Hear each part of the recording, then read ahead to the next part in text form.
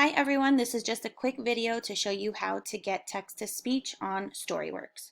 So you want to click and be sure that you're on the March and April 2020 issue, okay, although you can look through the others. Okay, scroll down. You want to click play, the elephants and the mice. Okay, then it'll bring you to the next page. So this is what the next page should look like. Okay, so here it says text-to-speech. Here it says presentation view, read the story. So unfortunately, if you click read the story, this will pop up. You cannot get text-to-speech on this presentation view, unfortunately. Okay, so let's go back here. Now, once I click text-to-speech, it'll begin reading up here at the top. Okay, be a little patient. It'll continue to read throughout and go through the characters. Then it'll begin in scene 1. Okay, you can pause it at any time. You can slow down the voice or keep it as normal. It's up to you. However, if you're having some trouble reading this at home and would prefer to follow along, I suggest that you do this.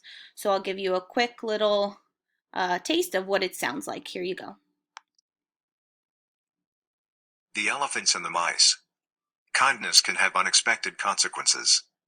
By Spencer Caden, based on an ancient fable from India. Characters. Choose the character you will play. Starred characters have large speaking roles.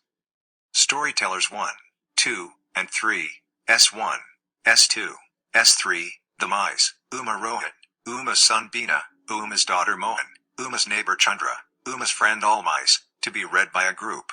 Okay, so I hope this helps.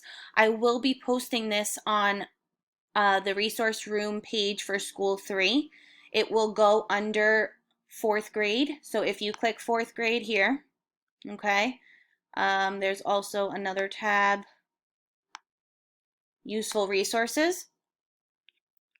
I will post it for this video for all of you in here. I will do my best to also post it on your teacher's Google Classrooms and address it to only my students.